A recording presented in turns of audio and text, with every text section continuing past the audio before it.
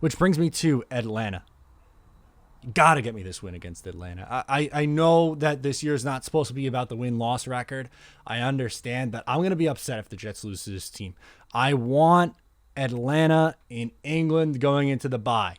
Get me to 2-3. I will take that. This team stinks. Atlanta has no business being favored by 3.5 points on a neutral site field. None.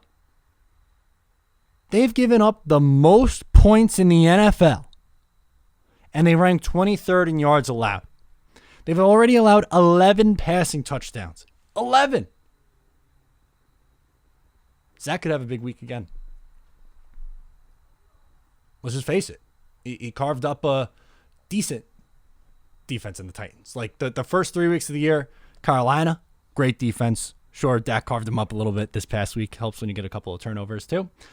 Then you had New England. They obviously played really, really good football against the Jets and against one of the best offenses in football in the Tampa Bay Buccaneers.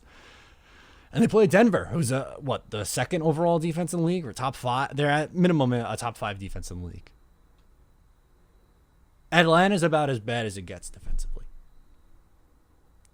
This could be a huge game for Zach. My expectations are extremely high. I don't have a number just yet on my projections. I usually do that in the Thursday video. And I'm still honestly thinking it over as I go, but he could very much have a repeat performance of what we saw in the second half, just over an entire game against Atlanta. That's how bad their defense is, number one, and just the potential here for the Jets. Offensively, it's not much better for Atlanta. You think, the Kyle Pitts you just drafted, Matt Ryan you traded Julio Jones, but you still have Calvin Ridley. 25th in points, 24th in yards. I mean, if you can't beat one of the worst teams against the pass, and then their offense is bottom, 7? 8 in the NFL, and with how this Jets defense is playing, you have to win this game. I don't think my expectations are too high. What was I saying the last couple weeks on this show? I was surprised, and I was pleasantly surprised. Look how thrilled I am right now about the Jets winning. I didn't think they were going to win the game. I thought it was a bad matchup. I am very, very happy to be wrong in this instance. Contrary to popular belief, some people just think that I just want to be right about everything. No, I want the team to be freaking good. That's all I care about. I am excited. You watching this are excited. This is more fun. I would rather the team be good and me be wrong than me be right and they stink. So while I thought the Jets were going to lose and they upset and beat the Titans, I'm happy about that. But this upcoming week against Atlanta,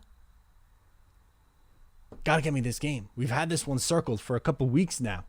I thought this was the game that the Jets would have their chance at the first win. Not this past week. But now, get to 2-3. Go into the bye, and you have 2 weeks to prepare for a team you saw already in the New England Patriots. Now, that's a really tough ask. Going on the road and playing in New England, I'm going to be flat out honest with you, even with the bye week, with the fact that they're sitting at 1-3. I know they're not this some powerhouse New England Patriots team. I'm not saying this any differently. I don't like the Jets' chances in that game. But this is the perfect time to play them.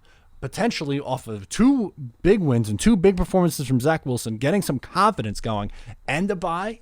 If you have any chance of an upset against the Patriots, it would be then. So can we get at least to the point where it's 2-3 and we're excited about potentially getting to 500, 3-3 out of the bye against let's face it, a not good Patriots team? That would be fun. But first, take care of business in London, beat Atlanta. There is no reason to lose to this Atlanta Falcons team. None. I'd be upset. Next week, if I'm talking about a Jets loss against the Falcons, I'll be upset. And hopefully you will be too at this point.